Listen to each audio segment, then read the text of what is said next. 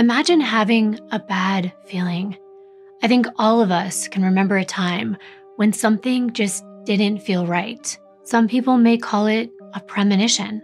Others may say it's intuition or a gut feeling, or maybe it's a religious event and God is speaking to them. But the woman in today's case predicted her murder. Hours before she was killed, she confided in those closest to her that she felt like someone was going to take her life. And then it happened. This is one of those stories that leaves a chill down your spine, and it makes you question everything and everyone you know. Hi everyone, welcome back to my channel. And if you've never been here before, I'm Kimbyrleigha. It's nice to finally meet you. I'm excited to spend just a moment thanking my new sponsor for today, and that is Midas Merge. I'm sure if you've been here for a while, you would know that one way I like to relax and take my mind off these heavy topics is to play mobile games. And I found one that I wanted to share, and that's Midas Merge. It's a beautifully designed game set in a fantasy world filled with adorable creatures, and the quality of this game is phenomenal. The detail is amazing, and it's no surprise because this game is actually created by the designers of Sims 3 and 4. And I was obsessed with The Sims growing up. And just like in The Sims, where you build and customize homes, Midas Merge lets you create and nurture a beautiful fantasy garden. Merge items to shape and expand your space, personalizing it just like you would in The Sims. Midas Merge isn't just about merging, it's an immersive narrative journey. And I love the storyline. You're on a quest to restore the gardens of gold, which were cast into shadows by Nyx, the goddess of the night. So dive into the game, find clues, and uncover the story behind Nyx's revenge. The gardens are gorgeous, and I love to merge my creatures to evolve them to higher levels, and they are so cute. My favorite creatures are all the little deers. I love feeding them, I love watching them grow, and they're just adorable. It's also relaxing to enter a fantasy world full of beauty after spending so much time on things that are a little darker on this channel. So try it for yourself. It's completely free to download, and you can play it offline wherever you are. So discover your next favorite game. Merge, restore, and heal the golden garden. Download Midas Merge for free at the link below or use the QR code up on the screen. The first 100 installs that come from the link or QR code will receive a special gift, a rare and unique creature that will help you progress faster in your garden. And downloading from my link also helps this channel so much so that I continue to work with these amazing brands like this one. So thank you so much to Midas Merge for sponsoring today's video. I was going to put this video into my Evil Mind series because it's one of those cases where you are left asking so many questions, even after quite the deep dive that I'm about to give you. It will make you angry, it'll make you sad, and it will definitely confuse you because we're all reasonable people. And we cannot get into the minds of an unreasonable person. Just remember that. We aren't ever going to truly understand evil minds. But I decided not to do this in my Evil Mind series and just do it as a deep dive. So let me start by introducing you to Valerie Reyes. She was born on April 9th, 1994 in New Rochelle, New York, to her parents Sal Reyes and Norma Sanchez. She was one of 4 kids. She had an older brother and 2 younger brothers, the youngest of whom came along when Valerie was 17 and 19. But despite their age gap, Valerie was super close with her younger brothers and she absolutely adored her older one. Being the only daughter, she was definitely her parents' little princess. New Rochelle is a vibrant and diverse suburb in Westchester County in New York, right by the Long Island Sound. Valerie grew up in a safe, quiet neighborhood where families had known each other for years. Her parents worked hard to give their kids a stable home environment, teaching them the importance of family, education, and working hard to make a better life. Valerie's family had strong Mexican roots, and their closeness and support for one another was at the heart of everything that they did. And Valerie fit right into this close-knit family, always prioritizing the ones that she loved. Growing up, Valerie enjoyed painting, and she loved animals, and she dreamed of becoming a veterinarian one day. When she was just 6 years old, the Journal News did an article on school diversity, and they featured Valerie. Even at the young age of just 6, she showed her compassionate nature by helping her classmates with their Spanish. She said, "It's fun for me to teach them, like a teacher." That's what she told the reporter. That compassionate and selfless spirit was something that stuck with her throughout her life. Valerie went to New Rochelle High School, and it was there that she met her best friend, or who would become her best friend, Jeffrey Anderson. They met when they were both 14, and they just had a bond that lasted well into their adult years. At school, Valerie quickly became known for her kind heart and her genuine care for others. She had this incredible ability to sense when something was wrong with someone, call it like an intuition, and she would always just offer help at the right moment. She approached everything with warmth and empathy, and that made her incredibly approachable, even to people that she didn't even know. Valerie grew into a beautiful young woman. She had this bright smile, striking brown eyes, and a very quiet and friendly nature. She wasn't the type to seek the spotlight, but she was a very talented person. I just want you to know that up front. You're going to hear a lot about it. But she also found joy in simple things. She just loved hanging out with her friends and her family, even though her little brothers could get on her nerves. She was also serious about her studies, and she was involved in plenty of after-school activities. But even though she was friendly, her friends described her as a little more reserved, someone who preferred smaller, intimate gatherings over a big social event. There was a sweet and gentle nature about Valerie that matched her interests perfectly, because the painting, the reading and writing, it's something you usually do by yourself in a quiet place. And she had a passion for spending time doing this outdoors. She was the kind of person who loved deeply. She was always there for anyone who needed her. She was the type that would drop everything at a moment's notice to help someone that she cared about.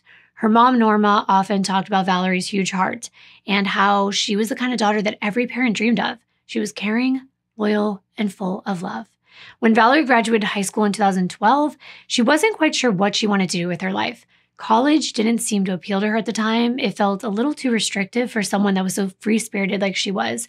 All she knew was that whatever she did, she wanted to use her creative talents. Now, her older brother, he was a tattoo artist, and she looked up to him so much that she began to consider following in his footsteps. Valerie was an incredibly talented artist herself. She could draw spot-on portraits, and she would do this for her friends, her family. Anyone that she cared about would sit for a portrait. And she even let her brother tattoo her arm and practice his craft on her body. And that alone shows how much she trusted and respected him. Valerie was also passionate about reading and could lose herself in a good book for hours. Her best friend Jeffrey would say that Valerie was a homebody at heart. She loved going to coffee shops with a book in hand or spending quiet nights sketching. Valerie was also a talented singer, but not many people would know about that because she kept a lot of these things very private. She wasn't one to boast, but she would open up to people that she felt close to. And most of her closest friends were her family members, her cousins, her aunts, and her maternal grandparents, Jose and Graciela Sanchez. They lived nearby, and Valerie loved spending time with them. She would just come by without notice, which was always a pleasant surprise. But of everyone in her life, her bond with her mom, Norma, was the strongest. Norma had Valerie when she was just 21, and as the only women in the household, they developed an unbreakable bond. Norma saw Valerie not just as her daughter, but as her best friend. And even after Valerie moved out and started living on her own, she would talk to her mom every single day. But Sundays were always reserved for family time, and Sundays were Valerie's favorite days of the week because it meant gathering at her parents' house with her older brother and her younger brothers. They would all be there, and they would catch up on each other's lives. Norma said her kids always look forward to Sundays. Valerie would play board games and hide and seek with her younger brothers, and they'd always be fun and silly together. Sometimes they'd get a bite to eat. Other times they would go to the park. They would do anything, really, as long as they were with family. Those moments together were everything to Valerie. She also worked hard so she could enjoy the things that mattered the most to her. She was really good at saving money, and she lived by her mother's motto, which was, when you're at work, you do work. Her friends said that she had the soul of an artist, but the work ethic of a CEO. And one of her first jobs after high school was at the local Costco, where she met Shelly Ellis. This coworker quickly became a close friend. Shelly admired Valerie's humility. She knew that she was incredibly talented, but never craved attention for it. And the two of them clicked instantly. Shelly said that Valerie would draw freestyle while Shelly cooked, and Shelly had the honor of being one of the subjects of Valerie's portraits. Shelly saw how gifted Valerie truly was, and at this point, she was ecstatic when her brother got her one of those dummy arms to start practicing tattooing on. Shelly could tell that Valerie was so happy that she could help him pursue his dream while also honing in on her tattooing skills as well. By the time she turned 21, Valerie had moved into the basement apartment at 34 Colonial Place in New Rochelle, staying close to her parents because she only lived 3 or 4 minutes away now. It wasn't long before Valerie saw that a new bookstore, the Barnes & Noble, was opening soon, and it was only 15 minutes away in Eastchester. And she loved books, we know that. She always carried them around with her, and she was looking for something new to dive into all the time. So when she saw this job being advertised at the bookstore, she applied right away and joined the very first team of employees when it opened for its grand opening. And this included Lauren Bradford, who was 5 years younger than her. Valerie made quite an impression on Lauren, who was only a teenager at the time. In the 10 months that they worked together before Lauren went off to college, Valerie shared her passion of art with her and her dreams of becoming a tattoo artist. Lauren remembered Valerie as a confidant, someone that you could really go to if you needed advice, and she encouraged Lauren to go after all of her aspirations. And Lauren knew this was solid advice because it was obvious that Valerie had a good head on her shoulders and a very bright future ahead of her. She encouraged a lot of her friends to follow their dreams, including Michael Falatico, who said, if it wasn't for Valerie, he wouldn't have learned digital art. She saw his sketches and she persuaded him to get an iPad and an Apple Pen and just to create. But behind Valerie's bright smile and her encouraging and compassionate nature, there were things that people didn't always see. A skeleton in the closet, so to speak. She struggled with bouts of depression and anxiety, something that many creative souls can actually relate to. Valerie often used art as a way to escape during those darker times. She was the type to retreat into her own world, surrounding herself with paintbrushes and pencils whenever life felt overwhelming. Valerie also found peace in nature, especially on long walks around Beachmont Lake. It was a beautiful area, perfect for sitting by the water on a bench under the trees and just watching the ducks swim by while listening to the water from the fountain hit the lake surface. It's really pretty in the winter as well with all the snow and ice. I can see why Valerie would spend time here. It's very peaceful. Valerie would spend hours just sketching or soaking in the quiet calm. For her, it was the perfect way to reset. You can tell that Valerie's life was simple yet filled with love, laughter, and a strong sense of purpose. Reading and art were her escapes, a way to express herself without saying words, or to find an expression for how she was feeling in someone else's words. As much as Valerie enjoyed the slower pace, she was also quite the hard worker. She worked as much as she could. Her boss and colleagues described her as someone who was always punctual and dependable and respected. She was known to have a ferocious work ethic, and her customers adored her as well.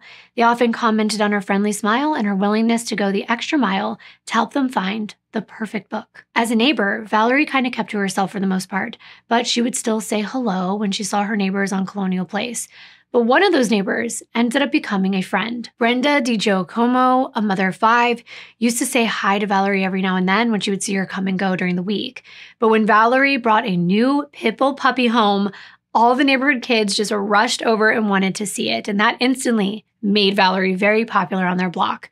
Valerie and Brenda also bonded when Valerie noticed Brenda's tattoos, and she mentioned that her brother was actually a tattoo artist. After that, they began talking more, and every morning they would have a conversation about whatever was going on in their lives.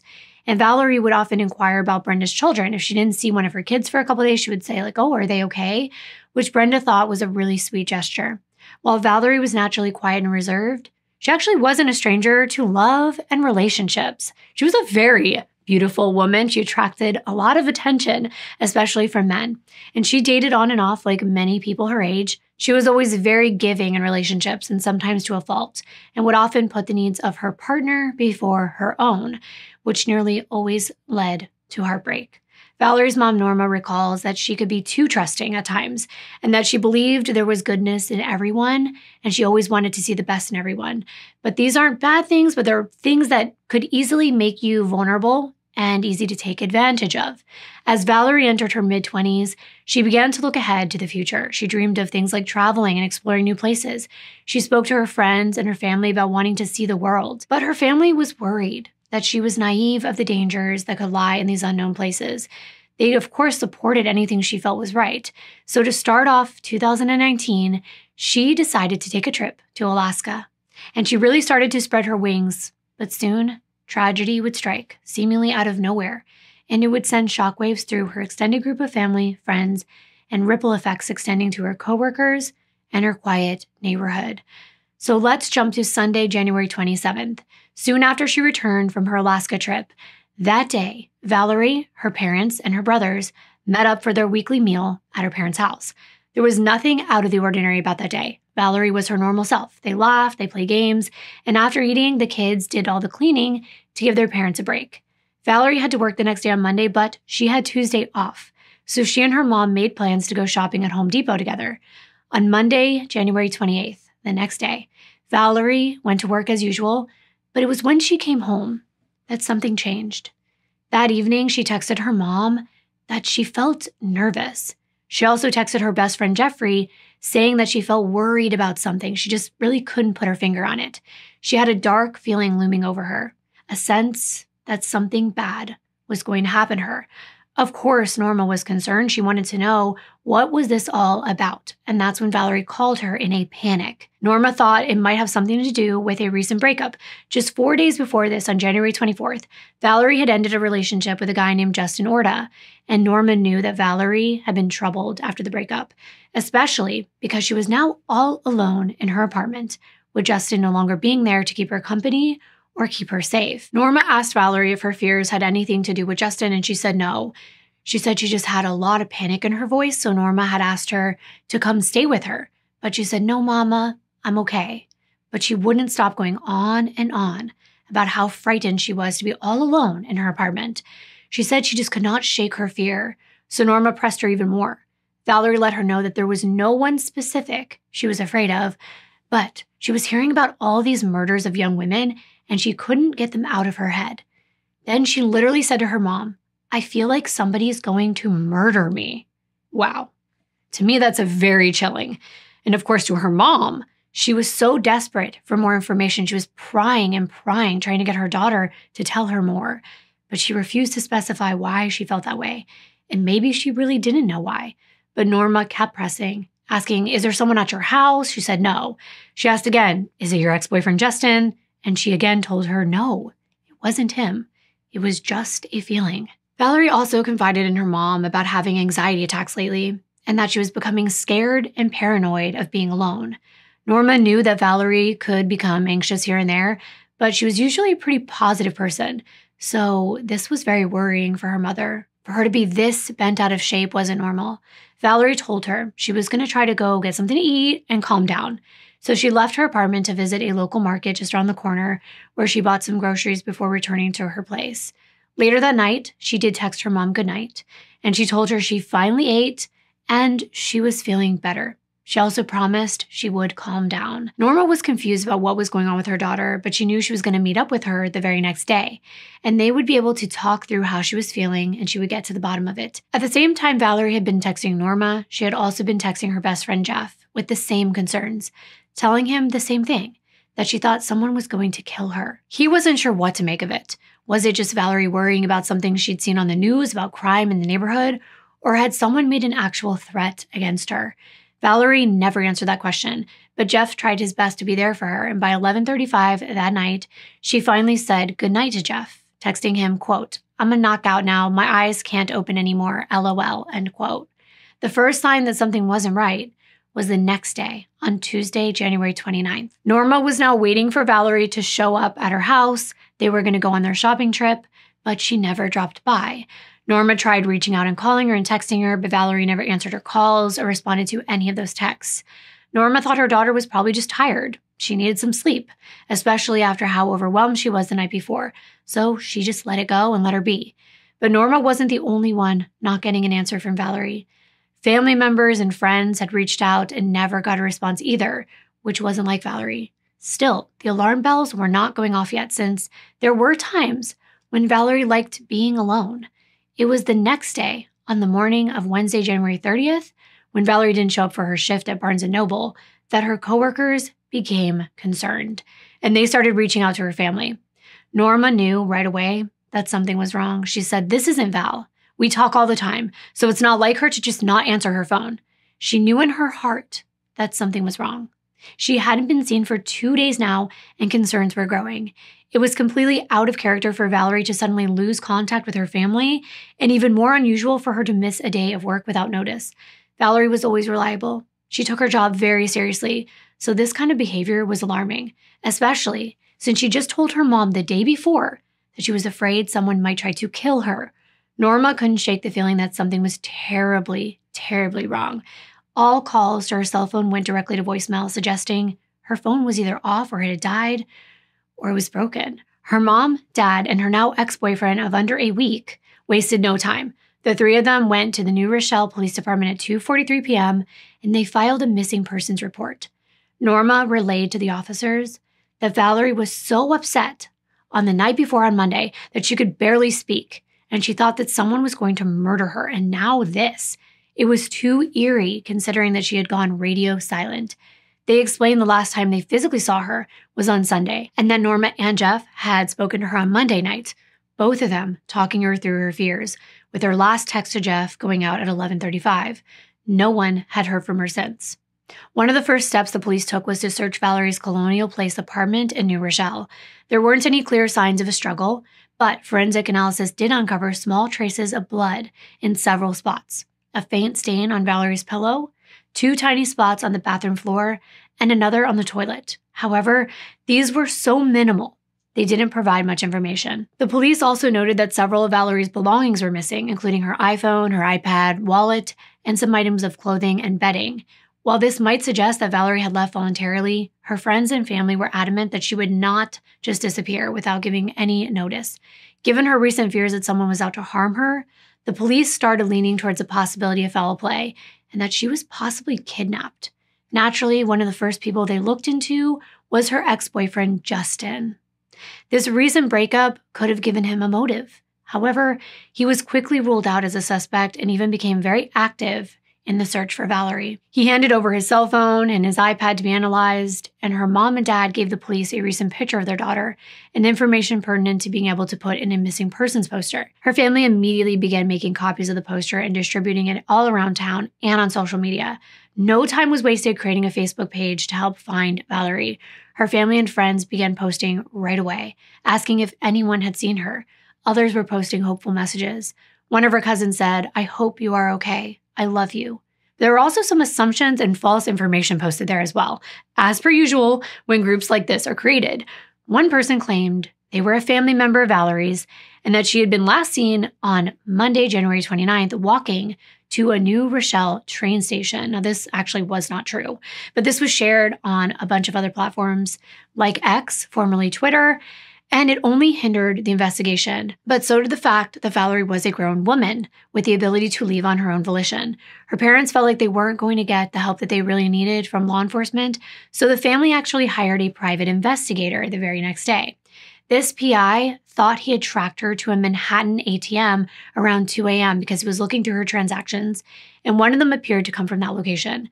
But he wasn't on the right track. However, this PI continued to look for images of women he thought could be Valerie, and he thought he spotted her at 6 a.m. on Wednesday, January 30th, the day after she was reported missing.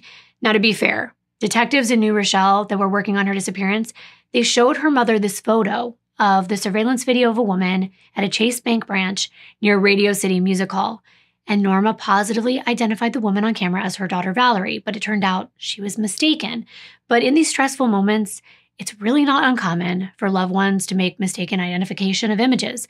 Most of the time, it's wishful thinking. They want to believe that's their daughter, that's their loved one, but this threw off the search because now there was a new description sent out to the public stating that Valerie was last seen wearing a green coat, black jeans, and black shoes and was in Manhattan, New York, when that wasn't even her. But that wasn't known until later, and this is all too common, especially with social media. The false information can spread very quickly with how easily it is to just share something. Most people mean well and are trying to help, but a lot of times it only makes things worse. Valerie's ex-boyfriend Justin was also posting about her, identifying himself online as her boyfriend, even though they had been broken up before she went missing. And I understand that may have been just to make things easy, or maybe not to look suspicious by saying that he was her ex. But either way, he started posting on Twitter the same day they reported her missing, pleading for her return. One post said, "My girlfriend Valerie is now officially reported as missing nationwide by the authorities. Please contact me if there's any kind of information." But when the news outlets reached out to him for comments, He declined interviews. He said that he was too busy cooperating with police to offer any information.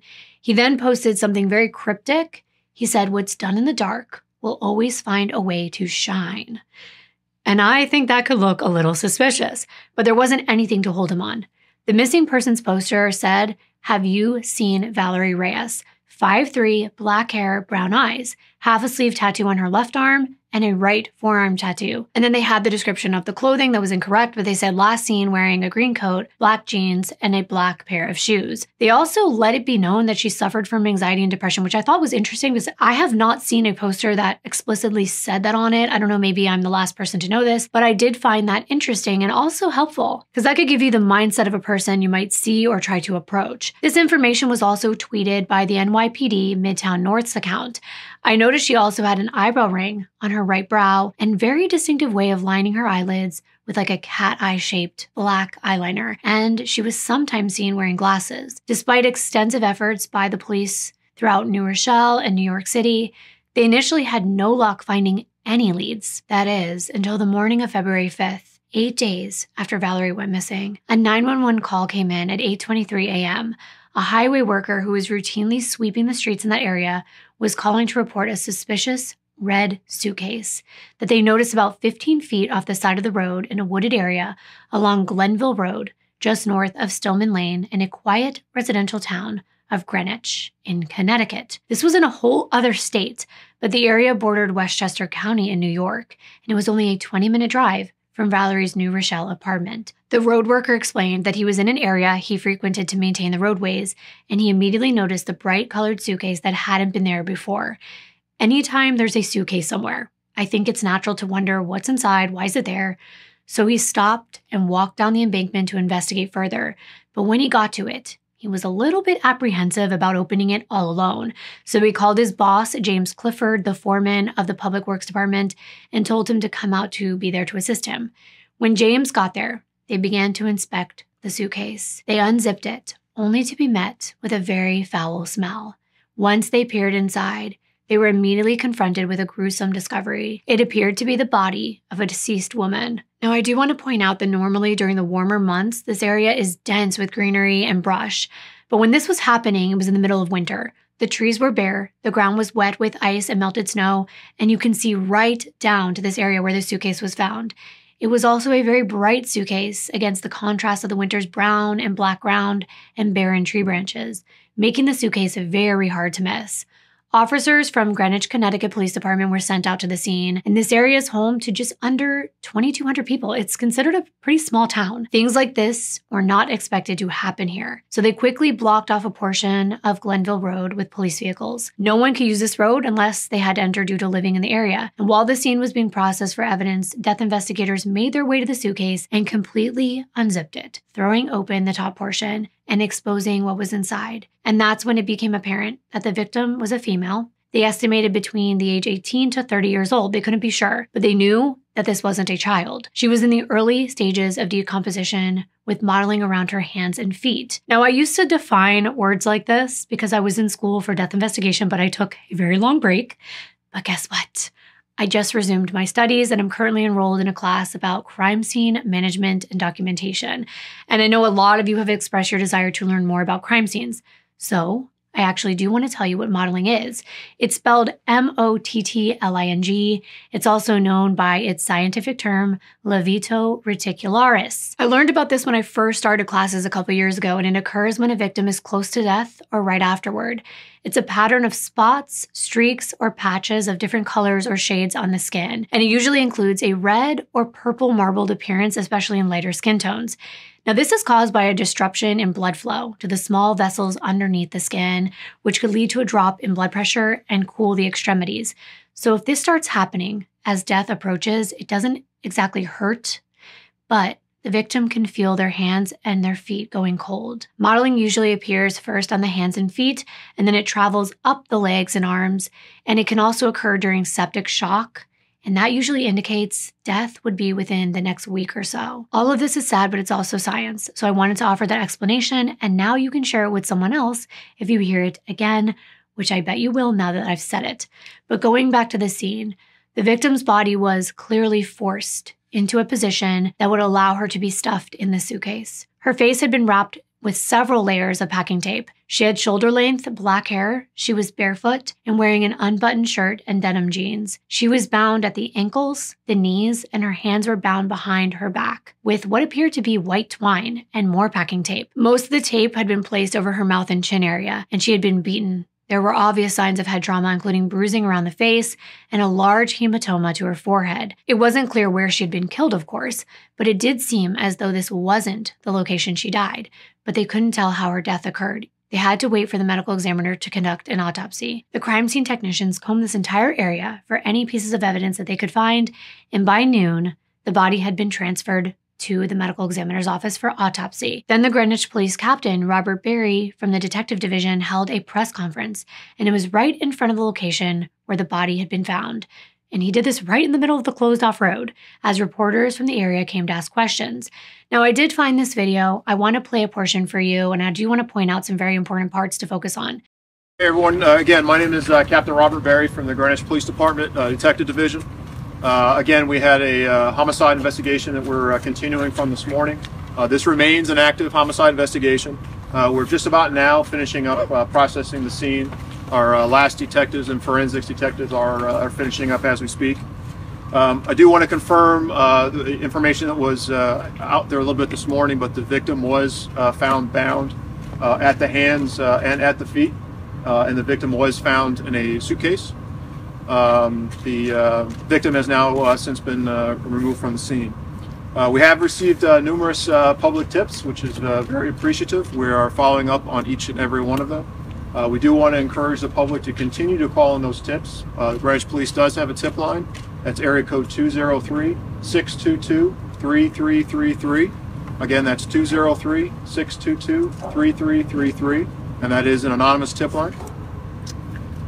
We have received some leads on some, I would say, possible identifications of the victim, but at this point, nothing is confirmed, so I have no information to release actually identifying the victim. We are following up some leads. Our focus right now is obtaining that identification of the victim so that a proper notification can be done to the next of kin. It's always sensitive to us that every time we have a tragedy such as this, there's a family connected to it. And we always try to keep that forethought in our minds, and our heartfelt thoughts and prayers go out to that family wherever they may be. Now, as you heard, Captain Berry confirmed that the victim had been found inside of a suitcase. She was bound by her hands and feet, and I'm adding what was left out. She was also bound at the knees, or as they would say, she was hogtied. The captain didn't provide all of the details, but he did mention that they did have some leads as to her identity, but they wanted to be able to notify next of kin before just announcing that publicly out of respect. And he reminded everyone that every victim has a family connected to them, and I think that's really important. It does get forgotten sometimes. Now I'm going to play you the reporter's questions and the captain's answers. It can be a little hard to hear them, but I'll make sure that you get the most important parts by confirming what was said, because I do want to point out a couple things. Captain, as far as manner or cause of death, we have no information to release at this time. The highway worker, what made him suspicious? What made him stop to look at this? Well, it's only about I'd say 15-20 feet off the shoulder of the roadway. It's just passing, seeing a suitcase, and as part of their routine duties when they sweep through the different roads. Hey, Captain, this seems like a pretty conspicuous way to dump a body in a brightly colored suitcase right off a busy road. Does that strike you as odd, or? At this point, it's early in the investigation. We're still looking at all the leads we have. Ballpark, how long the victim has been dead? It's very difficult to tell, especially with the environmental conditions that we've had. We've had the fluctuating temperatures. In this particular area where the victim was found, it was kind of a low-lying area, so it's a different temperature than what's on the roadway. A lot of complexity there. I think that's going to have to be left to the medical examiner. Sir. About how large is I don't really have the dimensions for you, but I can give you kind of a frame of reference. It's not something that you would put on the overhead bin on an aircraft, but I would say a full-size suitcase, if that better description. Is it still safe to say that she's been I think our age range from this morning, again, about 18 to 30, I think that appears pretty solid. It does not appear to be a juvenile. That's pretty much what I had this morning. Found at the hand and the feet. Can you tell us any more about that? No, nothing more. I'm prepared to release this time. He explained how the highway worker stumbled upon the suitcase. And then you may have heard one reporter ask about the conspicuous way in which it appeared this bright-colored suitcase was deposited in a very public area of the roadway, and they wondered if that struck the captain as odd. The captain really didn't provide a clear answer to that. He merely mentioned that they were looking into all leads that they had. But leads can mean many things. A lead can mean a piece of evidence at the crime scene. It can mean the injuries that a person sustained. It could even mean the lack of evidence of all of those things. That can all lead detectives to understanding more about the crime and possibly the perpetrator. And they were truly still in the beginning of this investigation. Now, it was probably very hard for you to hear, but one of the reporters asked if they could get a ballpark figure of the time of death or how long the victim had been there. The captain explained that due to the temperature being cold, as well as the fact that the suitcase was in a low-lying area, it was even colder than the roadway. So they were dealing with a bit of a complexity in those terms, and he told them that they would have to wait for the autopsy. Finally, one more important question was when the reporter asked how big the suitcase was. And that's a fair question considering there was a body found inside of it. The captain said he didn't have the exact dimensions, but for reference, it wasn't small enough to fit an overhead bin on an airplane, so more of a full-size luggage. So keep that in mind because there will be more information about that later. Okay, so that wraps up what we can learn from the first few hours after the body was discovered. Now, there was some drone footage and other footage of this area, so I'm going to be playing that for you because the area of this exact location was out of sight from nearby residences. There was a small depression on the east side of Glenville Road near Stillman Lane, and it would appear that that would be a really convenient place for someone to park, which is probably why the person who did this chose this particular area of the road. Maybe they'd actually been to this area before, maybe in the warmer months, and they remembered it being woodsy and dense with brush. But it was nothing like that this time of year. But by the time they got there, they probably wanted to get as far away from the body as possible. So they still left her there because clearly this wasn't really a great area to hide anything. Now, all this information only left detectives with more questions. The next day, the medical examiner conducted the autopsy and was able to confirm the manner of death was homicide. But interestingly, and I think we would know that, by the way, but I'm just pointing that out. They have to put it on the report. It's like she didn't tie herself up and put her in the suitcase. But interestingly, even though she had head trauma to her face, the back of her head, the front of her head, the official cause of death was homicidal asphyxia, which we actually do not hear very often. This is not the strangulation type of asphyxia. This is something that I actually have not covered before, but coincidentally, it has been in the news recently in the Sarah Boone case. She allegedly zipped up her boyfriend in a suitcase and left him there to die. And he was confined to a very small space over time and he could not breathe. Asphyxia itself, as most of you know, occurs when the body doesn't receive enough oxygen. But forensically speaking, there are actually three types. There's strangulation, chemical asphyxiation, and suffocation. And this one falls into the last category, suffocation due to homicidal intent to cause death. Someone placed her inside the suitcase when she was still alive, bound and gagged, without the ability to breathe, and over time, she slowly suffocated to death. There was an increased likelihood due to the head trauma that the victim may have been unconscious before being placed inside the suitcase. We won't ever know if she regained enough consciousness to be aware of what was going on and that she was dying in a very terrible way. It's heartbreaking and it does show the extreme sense of cruelty. That suitcase became her coffin. And as far as her identity was concerned, it was known at the time that there was a missing woman in New York who matched the description of this victim. So Valerie's parents were notified on Wednesday evening, February 6th, that a body had been found, at which point her father and her older brother went down to the morgue, and they sadly made a positive identification of the body. It was 24-year-old Valerie Reyes, and as you can probably imagine, this was devastating news, especially after Valerie had confided in her mother that she thought someone was going to murder her. It seemed like quite the premonition, unless someone had been threatening her life. That's what detectives wanted to find out next. Was there anyone close to Valerie who may have had issues with her, who would want to harm her? The medical examiner did notice what appeared to be some skin underneath Valerie's fingernails, so clippings were taken to be analyzed. They also took swabs of her private areas, her chest, to be tested for the presence of male DNA. But this could take weeks, if not months, to get results back. And as word spread of the positive identification, the tight-knit community of New Rochelle was gripped by grief. Friends, family, and neighbors that had known Valerie as gentle, kind, and an artistic soul made her death even more tragic. Social media quickly was filled with heartfelt tributes, photos, and memories shared by those who loved her. They remembered her bright smile, her love for books, and her genuine kindness that touched everyone that she met. Her father, Sal, wrote on Facebook that a vigil would be held the next evening on Thursday, February 7th at 5 p.m. at Glen Island Park in New Rochelle. He said, "At this unimaginably difficult time, we're asking for love, support, and respect to our family for the loss of my beautiful daughter, Valerie Reyes, who is now resting in heaven." And on Thursday, Norma went public to discuss her daughter and the fears that she shared with her. Norma was so brave. She did an on-camera interview in the living room of the family home, and I'm going to play that for you now.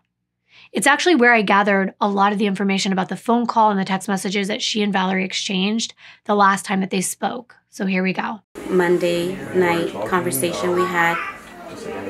She was just really scared, very frightened, like I said, and fearing for her life. She didn't mention anything. She didn't mention no one specific. She just mentioned, "I'm really, really scared. I'm paranoid, mommy. I'm getting anxiety attacks," and she was like hardly, she could having a hard time talking, and I would tell her, "Calm down. You need to calm down and tell me, why is it that you're feeling this way? Like, did somebody threaten you? Did you see somebody outside your house?" Obviously, I asked about the boyfriend, the ex-boyfriend, and she said no. If anything, I felt comfortable him being with me here. Now that he's, gone, because they had broken up on Thursday, now I'm going to be scared being here, just continuing with her living there by herself. So she was just really scared about that. It's just the whole, her being afraid of being in her apartment and mentioning, "I'm afraid someone's going to murder me," like the women that she sees or hears about getting murdered.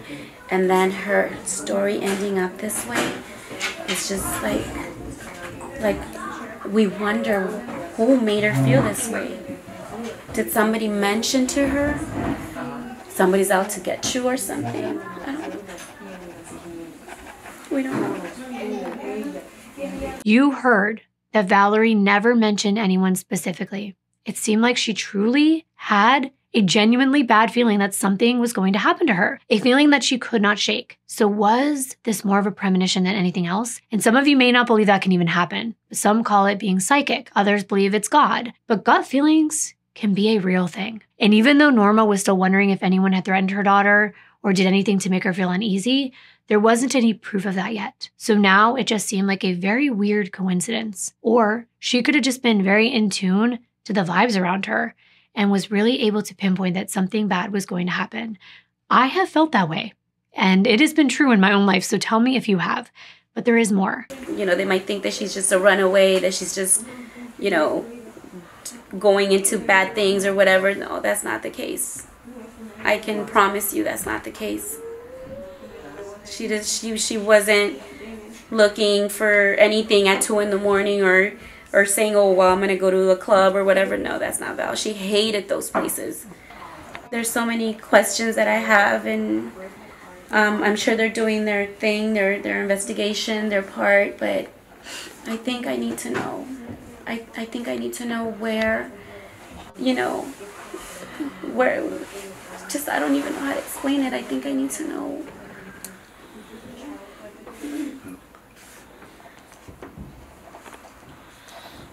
I'm really hoping that by doing this, we can find justice for Valerie, my daughter, my precious daughter. The people that did this need to pay.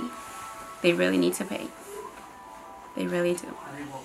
Norma wanted the public to know that Valerie wasn't a runaway. She wasn't into drugs or partying or even going out late and getting into trouble. That was not her at all. She didn't like going to clubs. So all of this just left Norma with more questions. At the end, I felt so bad for her.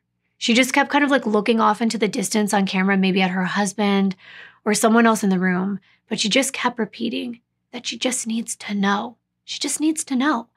And at the very least, she was hoping by coming on camera, they would get justice for her daughter. Now, that same night, Valerie's family did hold that vigil in Glen Island Park in New Rochelle. It was a cold, damp night, but that did not stop people from showing up and showing their support.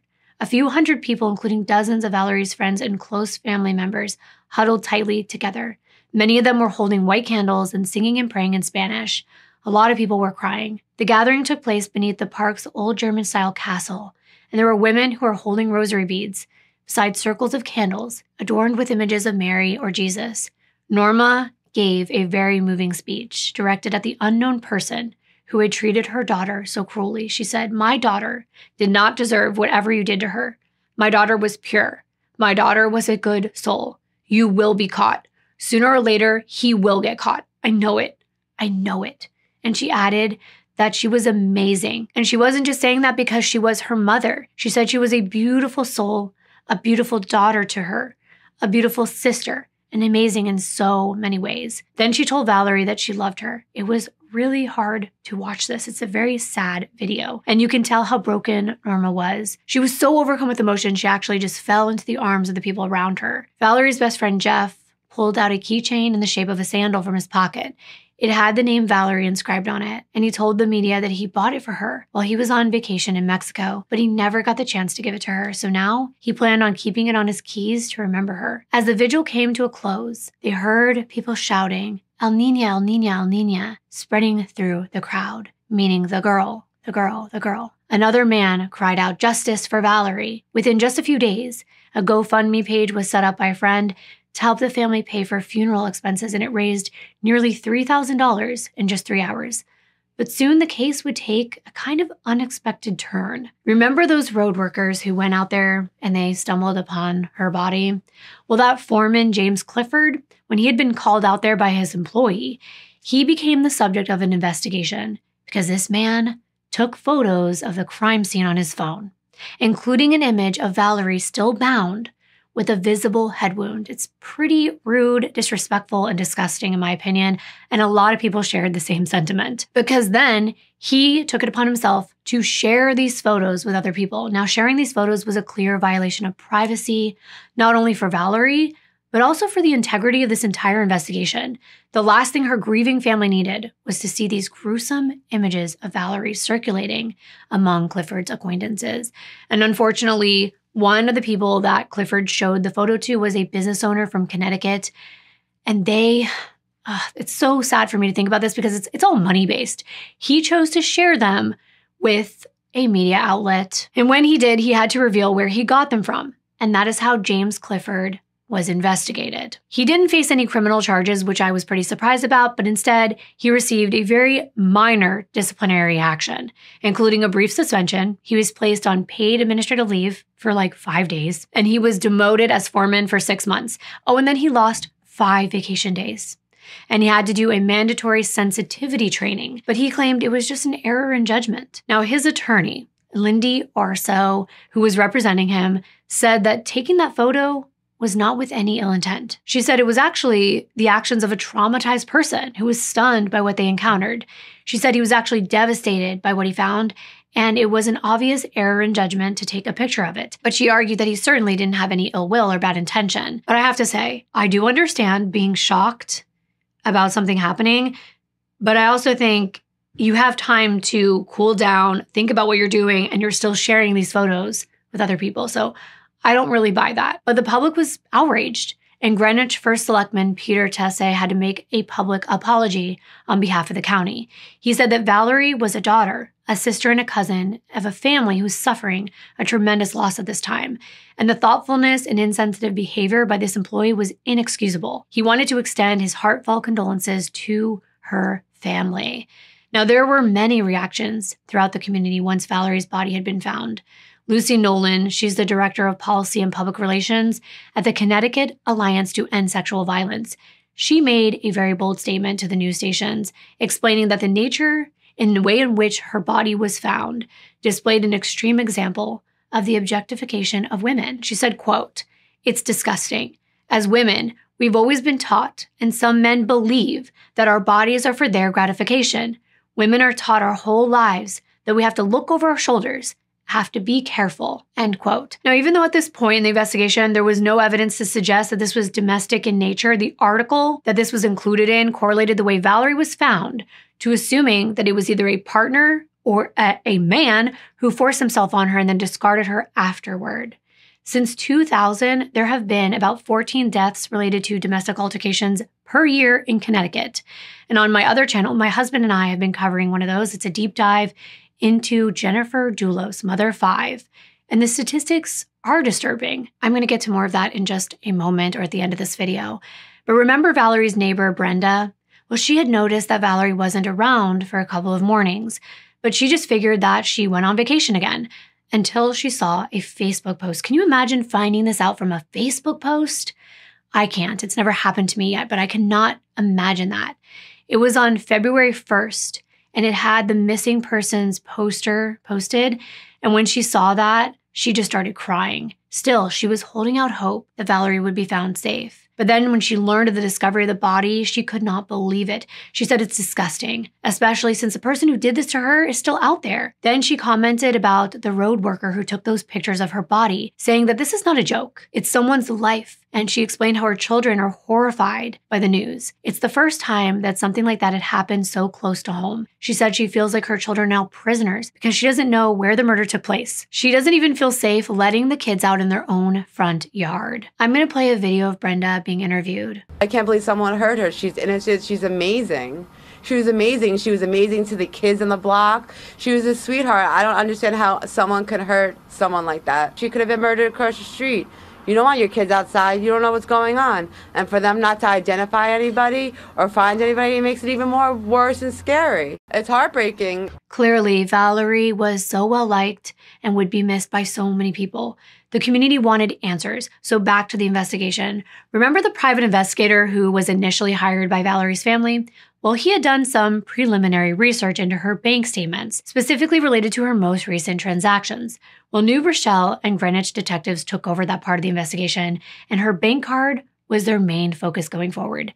Since the last time she spoke to anyone was the night of Monday, January 28th, the investigators began looking at any transactions after that time, and it turned out her debit card had been used at 5 a.m. on January 29th at a Chase Bank ATM close to her apartment in New Rochelle. It was only a 5-minute drive away, and $1,000 was withdrawn. Now, the investigators pulled footage from a pole camera located in the bank area, and they didn't see Valerie. Instead, they watched as a black Honda CR-V pulled up, parked across the street in the neighboring parking lot, and then a person that appeared to be a man dressed in dark colored clothing exited the vehicle, crossed the street, and then entered the bank vestibule outside where the ATM was located. He looked like he was wearing a black hooded sweatshirt over his head, dark pants, a pair of black sneakers with white soles, and after a couple minutes, he exited the ATM area, got back in the Honda, and drove westbound. Now, this was their big break, their first really big lead in the case. Clearly, this man was in possession of Valerie's bank card. So they began searching other cameras in the area for any other spottings of the same black Honda CR-V.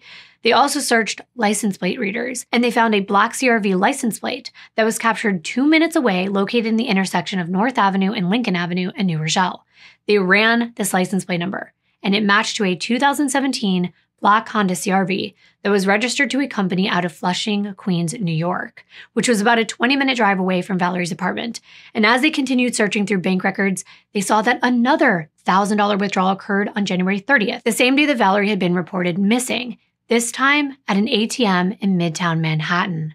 The following day, January 31st, a third withdrawal was made in Manhattan and 2 more, February 1st and February 2nd.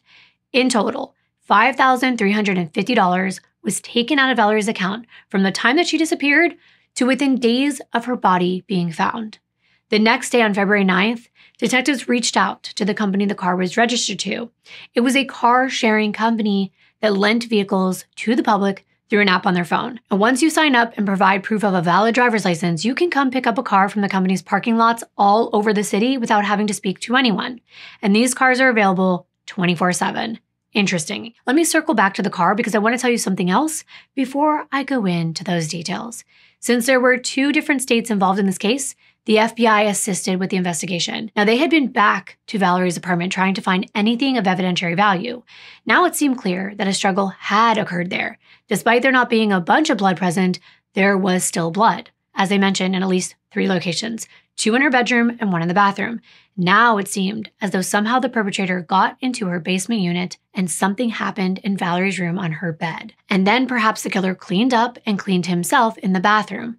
They collected various items, including some of Valerie's sketches of different people, hoping that all of them could be identified and ruled out, specifically any men that she had drawn portraits of, because that would mean the person came over, usually sat in her apartment, and they wanted to just rule everybody out. It was kind of like having composite sketches of a bunch of different people right there in her apartment.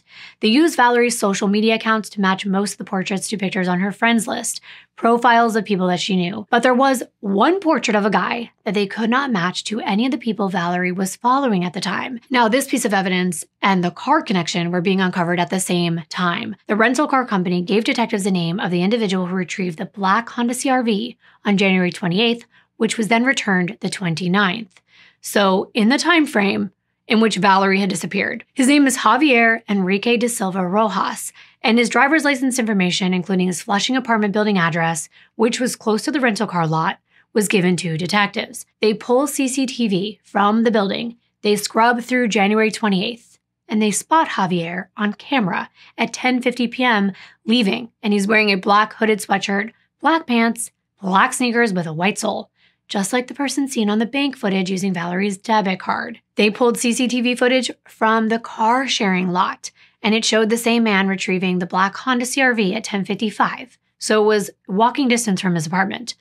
Later, more CCTV footage from this apartment building showed Javier returning the next morning at 9:43 a.m. wearing a different outfit. Now it's a long coat, and he was carrying a duffel bag. He returned to the building, left within a few minutes without the duffel bag in hand. When the detectives compared Javier's face to the sketch from Valerie's apartment, it matched. It looked similar. So they pulled up Javier's Instagram account. They started going through all of his photos, and it was an exact match to his profile picture. But he wasn't someone that Valerie was following at the time of her death. However, there was a photo that appeared to be of Javier and Valerie together in February of 2018 that he posted to his Instagram. But how were they connected? This photo looks like a selfie of both of them. They're in what looks to be a CVS pharmacy location in one of the aisles, and it looks like they're together, friendly, at least friends. I don't know if anything more from this picture, but here is a really good picture of Valerie. You can see her tattoos, her glasses, the cat eye eyeliner I told you about. Well, here's some background information on Javier de Silva. Just like Valerie, he was 24 years old at the time, and while there wasn't much details about the information on his background, he held dual citizenship in both Portugal, where he was born, and Venezuela, where he was raised in a middle-class family in a suburban area. He grew up in Caracas, which is the Venezuelan capital, and Javier studied journalism in college at a university in Santa Rosa. And while growing up, he regularly traveled with his family to the United States, but in 2017, he decided to extend one of those visits. He entered the United States on May 8th of 2017 through a visa waiver program that allows people from certain countries to travel to the US for business or tourism for up to 90 days without obtaining a visa. However, when his allowed time expired on August 5th of 2017, Javier chose not to leave, so he had been living in the country illegally from that time until the present. He told his friends he never wanted to return to his homeland because it was being run by an autocratic socialist dictator, his words. At the time Javier came into the US, Venezuela was facing severe political and economic instability. The country's economy was collapsing. There were shortages on food and essentials, and there was protests happening in the streets all the time. So Javier wanted to escape this entire situation. When he got to the US, he settled in Flushing, New York, where he initially worked some odd jobs, finding work at a cleaning company and eventually switching to working as a barista at a local coffee shop. He loved traveling, he enjoyed nature, and he was passionate about photography. When he wasn't working, he traveled widely across the United States. He posted photos of his visits to New York City, Washington, D.C., and other places to his Instagram account, which did have several thousand followers.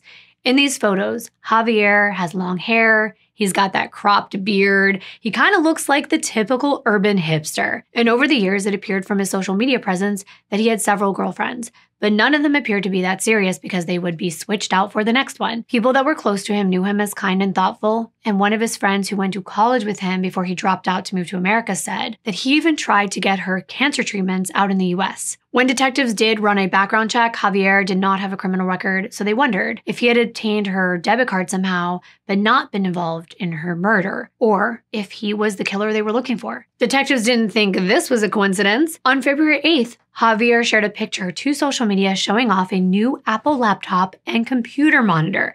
They knew that it appeared that he had been the person in possession of Valerie's debit card. So, wonder how he got those new things. But there had been other suspiciously similar withdrawals from the same account starting back in September of the year before, in 2018.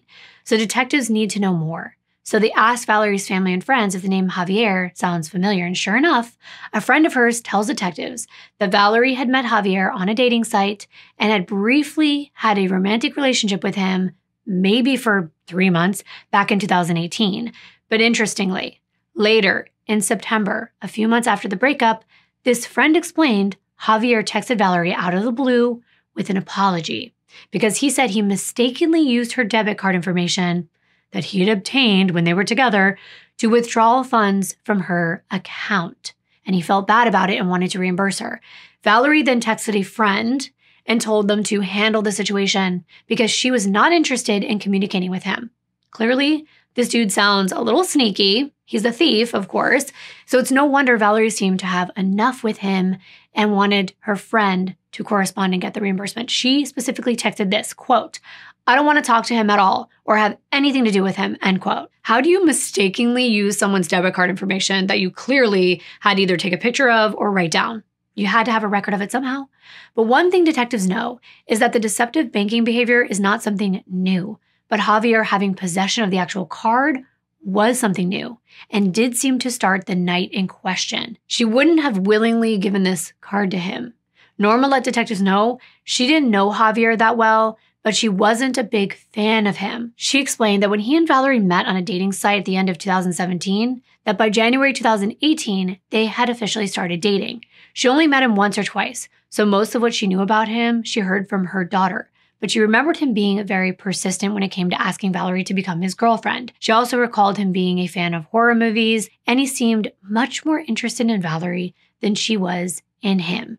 At first, things were in the honeymoon phase, and the couple even briefly discussed possibly living together in Valerie's apartment. But ultimately, she decided to end the relationship in April of 2018, so just about 3 months after they got together. She began seeing this manipulative side, this controlling side to him, and told him she needed a hiatus. He was very stubborn. He wouldn't take no for an answer when Valerie initially tried to talk to him before the breakup. When it came to their differences, he was way more interested in them being more serious in a relationship than Valerie was, and it got too much for her. Norma actually referred to it as a tumultuous relationship, especially when he revealed his deceitful nature. When Valerie told him it wasn't going to work out, he guilt-tripped her by lying about his mom having cancer back in Venezuela. And because he was in the country illegally, he couldn't travel home to go see her. So he was trying to make her feel bad for him so that she wouldn't leave him. And we've seen this in other cases. He wanted to continue the relationship, and Valerie was a kind soul. She felt deeply empathetic towards him in a situation, and she couldn't bring herself to just leave him and break it off. But a few weeks later, nothing had improved in the relationship, and Valerie decided to end it for good in the beginning of April. And Norma said they found out that his mom was not dying of cancer, and that really raised even more red flags. Valerie realized she needed to distance herself from him, but Norma said that he wouldn't stop contacting Valerie. He tried texting her and calling her after they broke up. He even sent her a birthday text on April 4th and songs that were meant to express his feelings. But Valerie had no interest in keeping in contact with him, so she stopped responding. And then she blocked him on all social media platforms. He was apparently destroyed for a few months following the breakup. After that, they were no longer in regular contact at all. Their last known contact was September 13th of 2018, so about 5 months following the breakup. I briefly mentioned this. Javier texted Valerie admitting that he accidentally used her debit card info and he wanted to pay her back. She texted a guy friend that she didn't want to talk to him, didn't want to have anything to do with him, and asked if she could use her friend's account to accept the money that he wanted to send her. Following this exchange, Javier seemed to have finally figured out that Valerie was done and no tactics were going to make her take him back. But all of this was more than 12 months earlier. So Norma wondered, what did Javier have to do with Valerie's murder? She had moved on since then with Justin and had been dating him for a while. And Javier was old news. That's, of course, when they explained the debit card withdrawals that were happening since Valerie disappeared. And the man on the camera, they were certain was Javier. Was he her killer? They didn't know yet. But after hearing what Norma told them, the detectives could see the classic patterns of a toxic relationship.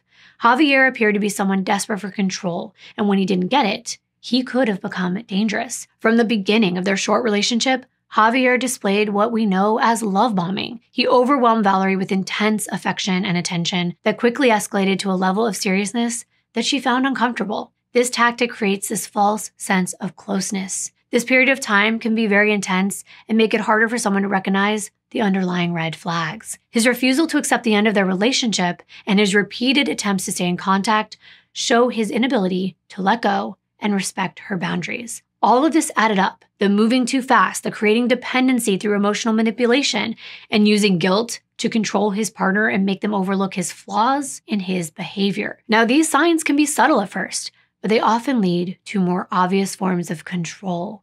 In Valerie's case, they signaled to her that Javier had the potential to escalate his behavior into more concerning actions when his manipulations stopped working. So Valerie did the right thing in the situation. She left before things got to a point of no return. She was able to get away, but the question was, did Javier truly move on, or had he been stewing all of these months, especially when he found out that she was dating Justin? Was he planning the ultimate revenge by not letting anyone else ever have her by taking her life? It was their biggest lead. He had a motive, and he still had her number. He knew where she lived. Could he have possibly convinced her to talk to him that night and let him inside? Investigators had a way to try to find out. They had enough evidence to get a warrant for his arrest on larceny charges for the illegal use of her debit card and a search warrant for his apartment and the vehicle he rented. They also got his cell phone data. And on February 11th, officers from both the New Rochelle and Greenwich Police Department actually arrested Javier, and he was detained as they carried out their searches. While that was going on, they brought him in for an interview, but he denied having anything to do with Valerie's murder and acted as though he didn't even know who she was. When confronted with the video evidence of him leaving his residence, renting the Honda, and then being spotted on camera withdrawing money from the ATM, Javier said that he found Valerie's debit card on the sidewalk when he was bar hopping in the East Village in Manhattan. But when investigators asked, well, how'd you get the PIN? He said, oh, I actually found her wallet on the sidewalk, and inside was a piece of paper with the PIN number written on it. I'm sorry, but who really expects that to be the truth? Who would even do that? It was an unbelievable scenario, and it was one after the next. In a search of his apartment, they find not only Valerie's driver's license, but her bank card inside Javier's wallet. He also had her Kindle device and one of the pillows from her bed. That is creepy. Soon, they wouldn't need to listen to his lies because they had more evidence. They got his DNA and his GPS data. His phone extraction, in addition to Valerie's service provider's download because they couldn't find her phone, would show everything he did on his phone and everywhere he went and what Valerie's phone was doing at the exact same time.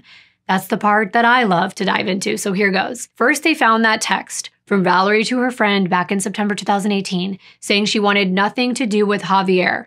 And from that moment on, there was no direct contact via phone between Javier and Valerie. But on January 24th, just days before she went missing, the same day she broke things off with Justin actually, Javier sent a very strange text to a woman he had been dating at the time. Now, I gotta be honest, I'm pretty good at understanding things, but I could not quite piece together what he was trying to convey in this text. But the text was this, quote, I just found my ex effing in my bed with the guy next door in New Rochelle on December after years, but I didn't want to tell you shit, end quote. I don't know if it's the language barrier because I know his first language is Spanish and maybe they translated this, I'm not sure. But he's mentioning an ex in reference to New Rochelle, and that's where Valerie lived. So detectives just assumed and pieced together that he was referring to Valerie. But what he's essentially saying, I think, in this text is that he somehow witnessed, I'm guessing, his ex, which would be Valerie, having intercourse with her next door neighbor. And since he used to live or be around that apartment, it seemed like he kind of considered it his. I don't know. That's how I interpreted it. I could be wrong. I didn't really understand like on December after years because it hadn't been years. They weren't together for years. Detectives assumed he was telling his new love interest that his ex had cheated on him in December and he caught her. But we know that's not true. They weren't together and they didn't date for years. So it's a little bit confusing. And most likely this was just to garner sympathy from this new girl in his life. He had done the same thing with Valerie in the past, making her feel sorry for him. But 4 days later, on the exact night that Valerie told her mom and Jeffrey that she was scared someone was going to murder her, Javier left his apartment at 10:50 p.m., rented the Honda, and then input an address for a church in New Rochelle into Google Maps. Now, we're getting this from his phone extraction, just so you know. Now, that church is only 1 mile away from Valerie's apartment. Google location data showed Javier then traveled to New Rochelle. A few minutes after midnight, so now we're into January 29th, his GPS showed that he was within 200 feet of Valerie's apartment, at which point Javier decides to deliberately turn off the location services on his phone, which means he is not tracking his location anymore. However, the theory that Valerie knew he was there or that somehow they connected and she willingly let him in was debunked because there was no record of any contact made between these two devices prior or after his arrival to New Rochelle. She had no idea that he was there. She wasn't expecting him, and he most likely broke into her apartment, or since he'd been there before, he knew an easy way inside. The how was unclear, but what was apparent is that a violent struggle ensued in her bedroom. At approximately 3 a.m., now 3 hours after Javier turned off his location data, his phone stopped pinging off cell towers, indicating that he had placed his phone in airplane mode. Isn't that interesting? Then, this is disgusting. When I think about this part, it makes me so mad. He used Valerie's thumbprint to unlock her phone. She was most likely unconscious at this time. And then he accessed her iCloud account. He viewed her notes app, her photos. He went through her browsing history and the Find My iPhone app. So like all the places she had been, what she'd been doing. And he did this until 4:17 a.m. Wow. So he is just sitting there going through her stuff for over an hour. It's sickening. This reminds me so much, if you haven't watched this case, it reminds me so much of the schoolgirls in South Africa. That case had a similar undertone with the perpetrator rifling through the victim's phone after he attacked her in a jealous rage. It's such a violation. And at 4:20 a.m. and again at 4:33, Javier used Valerie's thumbprint again on her phone to access her Chase Bank application. And then he checked her bank account balance.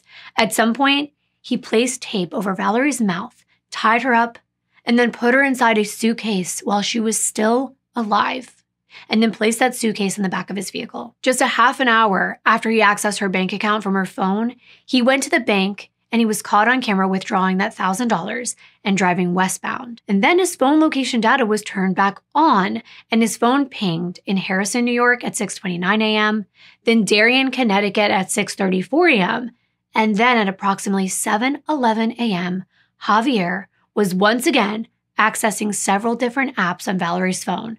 By 7:24, his phone pinged on a cell tower in Greenwich, Connecticut, which is where Valerie's body was found. By 8:06, Javier's phone was traveling back the way he came. It pinged in Scarsdale, New York, New Rochelle at 8:27 a.m., and Queens, where he lived, at 9:11 a.m. Then, once again, he turned off his location services as he got closer to his own apartment, but CCTV footage showed him entering the building at 9:43 a.m. wearing that tan coat and carrying a duffel bag, and then exited minutes later without it. Over the course of the next few days, he made a number of withdrawals that I briefly mentioned totaled $5,350. On February 6th, the day after Valerie's body was found, Javier rented the same Honda CR-V in the early morning hours, and his phone GPS showed him going to a car wash in the Bronx. Then he returned the vehicle to the rental company. Clearly, he was attempting to get rid of any evidence that Valerie had been inside that vehicle. The next day, on February 7th, this man, this monster, he callously logged into an online marketplace and traded Valerie's iPad for an Apple monitor and an Apple laptop, which he later told his roommate he found. He is so lucky that he finds wallets, he finds expensive electronics just lying around. Who needs to work when you have such good luck? I'm rolling my eyes because he is disgusting, especially with the post that he made the next day on February 8th, posing with his newly acquired technology, knowing that he killed for it. Was it worth it? To trade a human life for material possessions. Days later, he's sitting in the interview room, lying through his teeth, when they have enough evidence to prove he is responsible. When confronted with even more evidence, Javier still denied ever being in New Rochelle or Connecticut.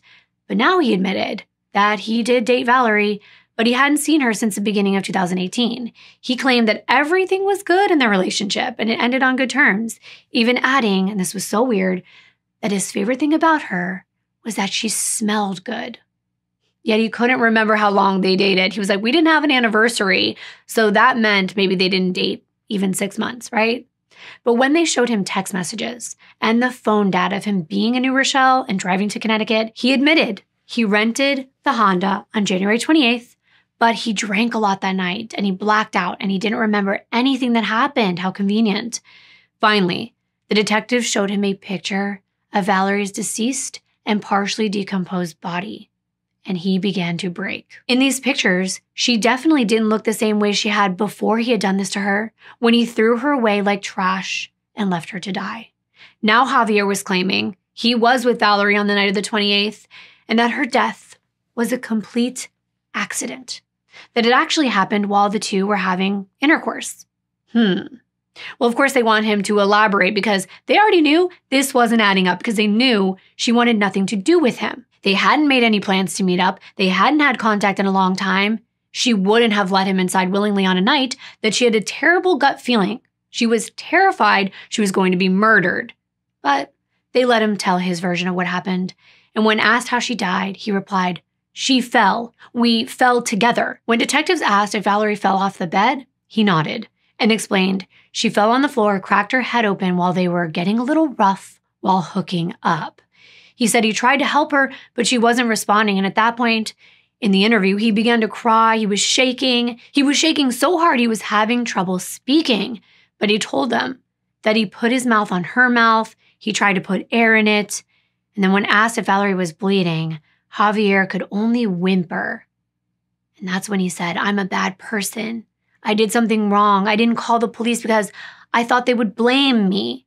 So instead, you're telling me, instead of just calling 911, he taped her mouth so she couldn't scream or breathe, and then tied her up because according to him, when they asked why you did that, she wouldn't fit inside the suitcase." But he did admit that he drove. He didn't know where he was going, and after he got rid of her body, he went back to his apartment and he waited, acting as though he knew that he was eventually going to get caught. Really? The fact that he was in Valerie's apartment for at least 3 hours means he probably attempted to clean up. That's probably why there was only a small amount of blood found.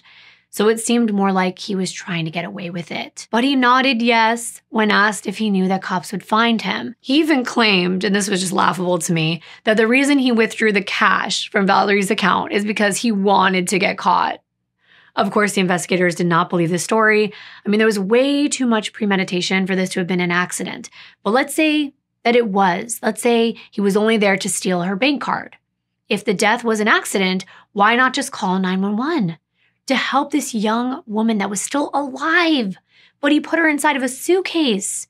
She would have most likely survived the head trauma. She died from suffocation. At this point, he was being charged with a federal crime of kidnapping, resulting in death, a charge that carried the death penalty. And this was because the federal government had jurisdiction. He kidnapped Valerie in one state and then crossed state lines, and she died in another. On February 12th, the same day that Javier was arrested, Valerie's funeral was taking place.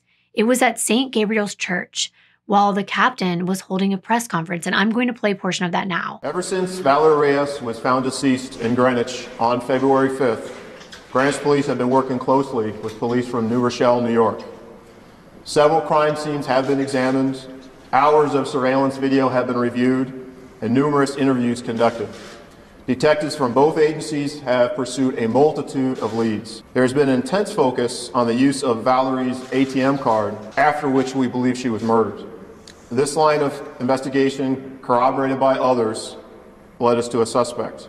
Last night in Queens, New York, detectives from New Rochelle, accompanied by detectives from the Greenwich Police Department, located and arrested a suspect in the fraudulent use of Valerie's ATM card. This same suspect was interviewed jointly by Greenwich and New Rochelle detectives and admitted a role in the death of Valerie Reyes. The suspect, which has already been identified by New Rochelle police, is Javier De Silva of Queens, New York.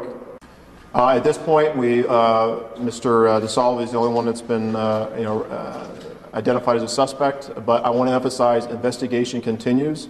The investigation is not finished yet. There's a lot of loose ends that need to be tied up. Cooperative when you interviewed? He agreed to be interviewed, and I would characterize the essence as cooperative. Again, we just want to emphasize that we hope this obtains some level of justice. Back at the church, mourners came out to pay tribute to a life lost way too soon. In the hallway of the chapel, a video collage of Valerie's life played on repeat, capturing moments from her childhood, of her singing, performing in a family play, sitting on the edge of a mountain in Colorado, and dancing with friends. The video also showed her playful side, featuring clips with humorous Snapchat filters and photos showcasing what her mother lovingly called her fashionista hairstyles. Her younger brothers, who were only 5 and 7 years old, they were crying as they watched that video. Valerie's best friend Jeff and Ricky Medina did their best to comfort the heartbroken boys. Valerie was buried at Greenwood Union Cemetery, and her loved ones, including her mom and her older brother, huddled together, just crying and embracing as her casket was lowered into the ground. Her friend Andrea actually made a public statement about the person Valerie was. She was so alive, she would do a lot of things for the community. She was so sweet, and everyone remembers her as a very young, kind-hearted heart. Her grandpa also said a few words as well. We can't stand the pain, but we have to go on, says Reyes' grandfather. It was bittersweet. Norma was ecstatic that an arrest had been made, but she had so many questions. Days after being charged, Javier was already doing interviews with different news agencies, claiming that this was all a very unfortunate accident. And he was so spooked, he ran and he didn't call the police. He would sob and he would act like he was so remorseful during these interviews, acting like he wished he would have done more to save Valerie, when it's so beyond clear that this was all on purpose. Let's be real. This man rented a car. He turned his GPS off on his phone. He caught Valerie off guard because they had no plans to meet. She wanted nothing to do with him. He had already stolen from her in the past. So whether he went there with the intent to murder her or not, or just solely steal, an altercation occurred because of it, and it ended in her death. Therefore, it makes no difference. His actions were intentional. When the DNA results came back, it proved that he also forced himself on her. Yep. So the plot thickens. His DNA was found on a vaginal swab, a swab of her chest, and underneath her fingernails. She fought back, indicating that this was not consensual at all. And his DNA was also found on the handle of the suitcase. But I also want to mention this.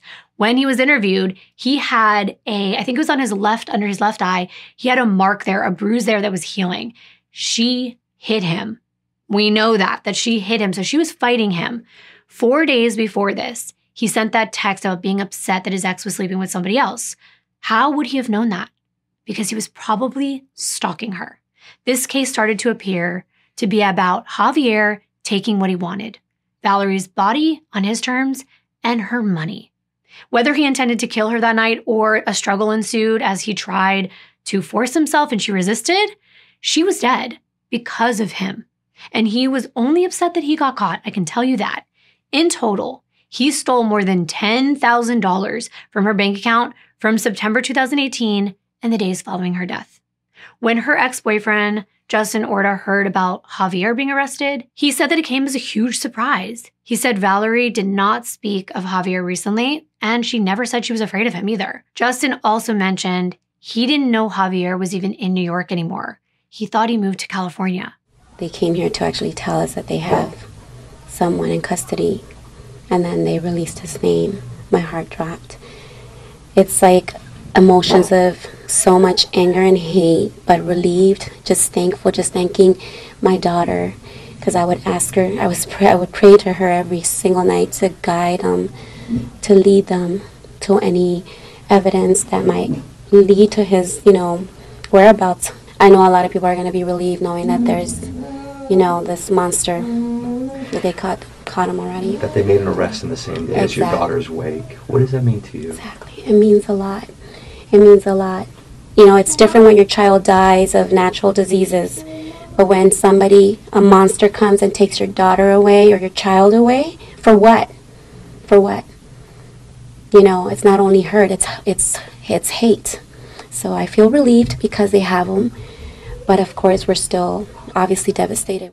And this case took quite a while to reach trial, mostly because it had to be handled in a federal court since the crime spanned 2 states. But additionally, a lot of the delay was due to Javier's defense team. They were repeatedly attempting to negotiate a plea deal. They wanted to remove the death penalty as an option. His public defenders, Mark DeMarco and Jason Scheer, worked to reduce Javier's potential sentence by trying to portray him as a good person with no prior criminal history and a positive reputation among those who knew him. Really? They did this by emphasizing that he had been forced to leave college and flee Venezuela with only $600 in cash with him, seeking a new life in the US. And while here his defense said that he kept a low profile, working hard, and being a law-abiding citizen. But I have to say, are we calling it low profile? Is that what you want to call it? He was actually here illegally, and that's why he was laying low. But anyway, a year later, on the 5th of February 2020, Javier appeared in court for the very first time. And this date was exactly 1 year after Valerie's body had been found on the side of the road. And Javier looked very different from the man who had been taken into custody a year earlier.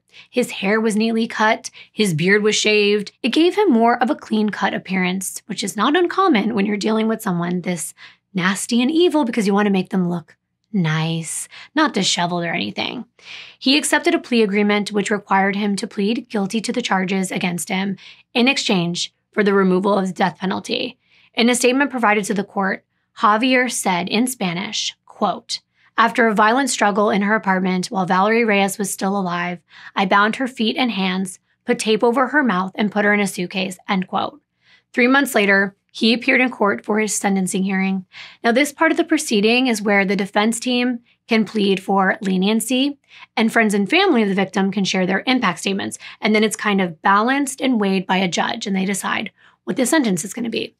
Although his attorneys didn't try to diminish the seriousness of the crime, they attempted to argue that his violent actions were a result of, wait for it, intense stress compounded by such a long time being separated from his family and his drug habit. He was habitually using marijuana.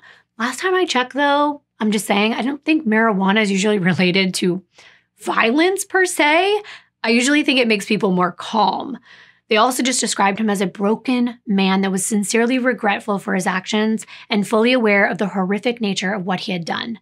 When it was Valerie's mom, Norma's turn to address the court, she spoke to Javier directly, saying that he was selfish, greedy, and a soulless person. She said, "You, Javier, deserve nothing but pain and rejection. A mother can never prepare to face a terrible day like this. I want you to hear the words of a mother who you devastated by taking away my baby girl. My boys are all heartbroken and devastated. My boys struggle to accept she's no longer here. Today, I hope Valerie finds the justice she deserves," end quote.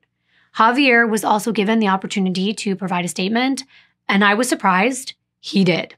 He said, quote, "No words can express how repulsed I am by the acts I committed. My acts caused Valerie's death, and I can never forgive myself for doing that. It's my fault that she's not here any longer. Valerie's family deserves to know I'm sorry. I implore before God, on my knees, that God will bless them and remove some of their pain," end quote. The federal court judge Vincent Brashetti called it a brutal, callous, cruel crime, and he didn't buy the defense's claims that Javier was a good person who just did one bad thing. I mean, this is a very big bad thing to be just like one bad thing you did. He didn't believe that he was remorseful, and it didn't excuse his actions nonetheless. He didn't deserve a lighter sentence. The judge said that what you did to this woman was sickening, Anyone who could do such a thing is not a good person. By definition, anyone who could do such a thing like this is an evil person, and justice requires an evil deed to be punished by a lengthy prison sentence, end quote. He also highlighted Javier's actions after the murder and how he stole from her bank account still, he sold her iPad for money, and he also made sure to mention that Javier's family could visit him in prison if he wanted them to. But Valerie's family would never get to see her again. So ultimately, he sentenced Javier to 30 years in prison plus 2 years of supervision. He would be 55 years old upon release, which I think is not enough time. But immigration officials said that as soon as that man served his sentence, he would be deported. We've never gotten an answer as to what made Valerie so scared for her life in the days before her death. No threats were found on her phone or within any of her personal belongings, and if they were, they've never been reported. So had Javier threatened her? Or is there a more mysterious explanation for her fears? Valerie was known as a deeply intuitive person, someone who often trusted her gut feelings. So did she sense that danger was near, maybe picking up on subtle cues that others may have missed? Was this a chilling premonition or a lingering sense of dread from a recent encounter? We'll likely never know the answer, but I'd love to get your thoughts. Either way, this is yet another case where a woman's life has been stolen for a man's pleasure, whether that's the physical part or the material possessions that he stood to gain. Recently, I saw a comment on one of my videos from someone who said they enjoyed watching me, but they called me a feminist in a negative way because they noticed that almost all my videos are about women victims. I'm not a feminist, but if you define it as valuing the lives of women, call me a feminist. The truth is, I'm a woman who doesn't want to see women die at the hands of men. How about men stop killing us? Women are killed by more men statistically. So don't call me names. Instead, focus your energy on being an advocate for these women who lost their lives, often for nothing more than a man's pleasure. We're not here to please men. We're here to live our lives without being a target of someone's desire, only to be thrown away like trash when they're finished with us. I'm going to leave you with that, and I will see you in my next video.